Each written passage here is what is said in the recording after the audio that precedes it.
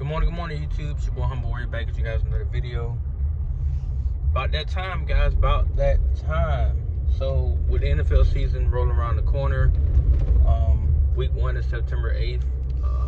I know the very first game is Thursday Night Football, which is on September 5th. The Ravens and the Chiefs. I actually went and did a prediction with one of the guys I work with, and got some interesting picks. You got the Atlanta versus Pittsburgh game. I picked Atlanta. Titans and Bears. I picked Titans. Colts and Texans. I got Houston, of course. Miami and Jaguars. Miami all day. Buffalo and Arizona. I picked Buffalo. Washington and Tampa Bay. I picked Washington, which I think that's gonna be a really good game.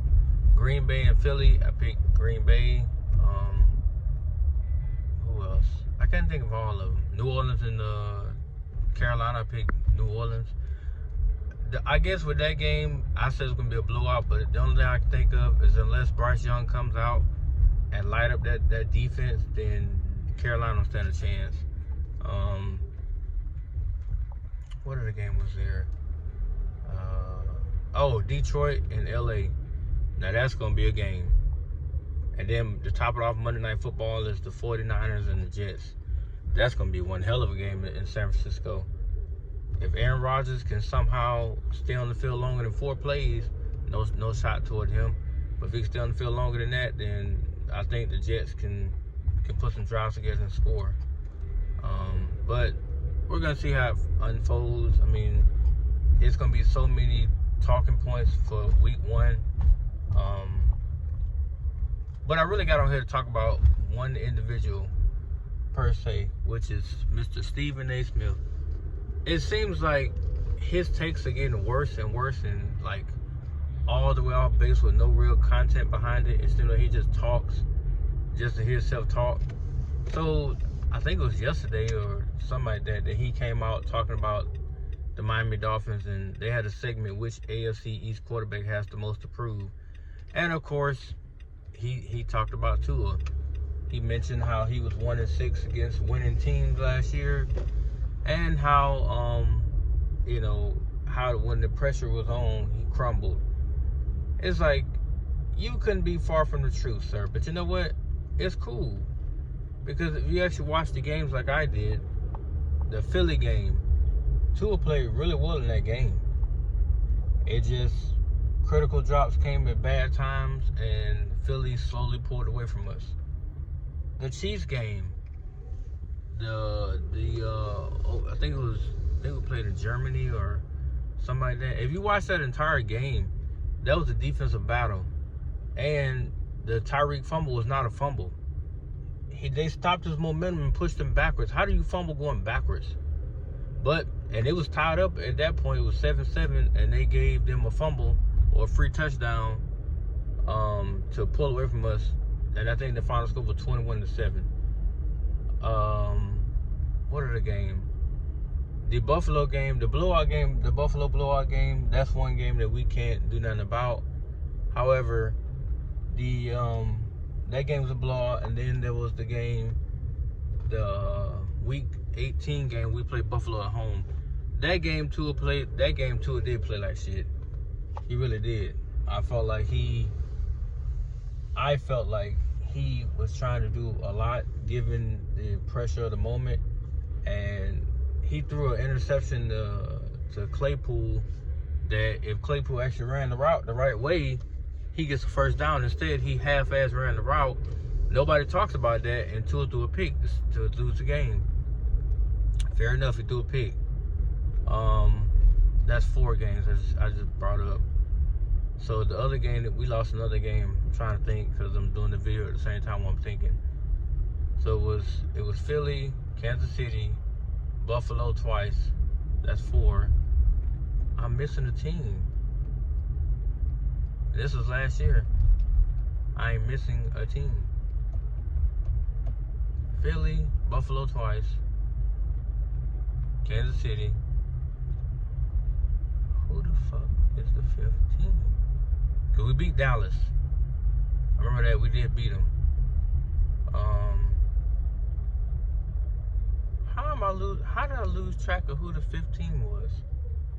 For the life of me, I can't think of that team. But he wanted to say that, you know, Tua was 1-6 against those teams. He said he was 10-1 against teams with losing records or a team with less equal competition. I'm like, sir, Philly was well matched up with Miami, and we took them down to the wire. It was actually 17. I think it was like 17 to, because the final score was 33-17. I remember that. But we had them within a touchdown. I think it was like 17-10. Baltimore, that's the game I'm missing. Baltimore, they blew us out. Because that's the game, that Baltimore game, we went up 7-0. Then we actually forced a long third down that they didn't. No. We gave up a third down. It was like 3rd and 16. We gave up on a simple damn running back screen. I don't know how the life of me you can't tackle a running back. But we gave it up. And, no, I'm sorry. We actually stopped them. On defense, we stopped them on their opening drive.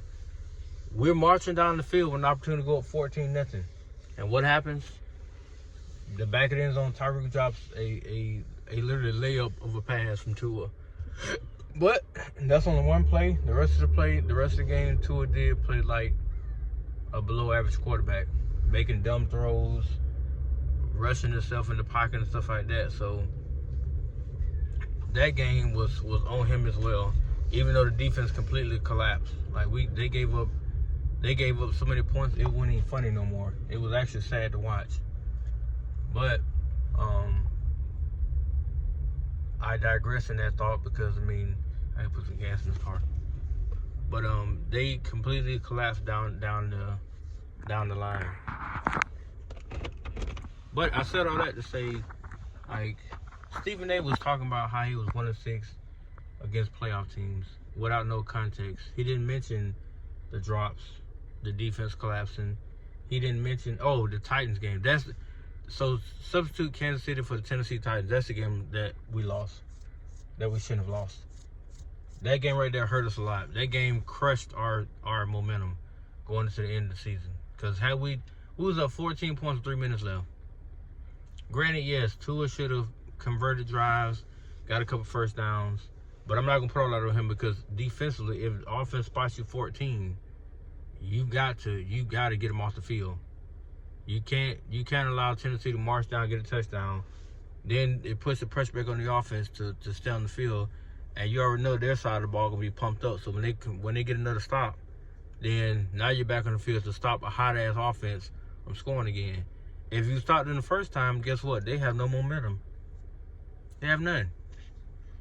But also condemn Mike McDaniel for that because as you run the ball, guess what they gotta do? They gotta use their timeouts. Just saying, that's how football works. I'm gonna force you to use your shit. I'm gonna force you to use your timeouts. That way, as you're driving down, or if you're down 14, you use all your timeouts. What are you gonna do? You can't stop the clock. You're gonna spike it so many times, and you lose it down each time you spike it. So, but once again, I digress. Stephen A. Smith just pretty much put the blame completely on Tua. For me, I understand football is a quarterback-driven sport, but at the same time, it's still 10 other guys on that field. And let's be real here, a lot of those games, all that was not on Tua. It really wasn't. And not to mention, as people say, or they like to say, Miami gave him everything. If that's the case, then he would have every known really good offensive lineman on his squad. He only got one. And Teron Armstead is becoming damaged goods. So let's not sit here and pretend like Armstead is like the end-all be-all, because he's not. He's becoming damaged goods. Then they got Robert Hunt on the other side. He's okay. And Patrick Paul, who's a rookie, I want to see what he looks like week 1 if they will give him an opportunity to get in the game. But I said all that to say Stephen A. is a flip-floppy journalist who, let's just say for the sake of argument, Miami starts off 5-0. Watch how fast he jump on the bandwagon. And he gonna list off the teams they beat now. If they beat Jacksonville, they beat Buffalo, they beat Seattle, they beat I think it's Jacksonville, Buffalo, Seattle. I think it's Tennessee Titans, and it's another team that I'm missing. We beat all 5 of those teams, go 5-0. Then he gonna start the praise tour, and I don't want to hear that. Stay on the same side of the fence that you've been on. If you don't believe they're gonna do anything, stay on that side of the fence. Be like Mad Dog at least. At least Mad Dog's consistent. I will give him that. He's a very consistent person. He don't believe Tua gonna do anything. That's fine. Stay on that side of the fence. Not a problem. But Stephen A., come out with better material than what you're doing. There's probably a reason why people don't watch you like that, because, I mean, your show is not all that. Even with the addition of Shannon Sharp, who comes in there twice a week, your show ain't doing nothing.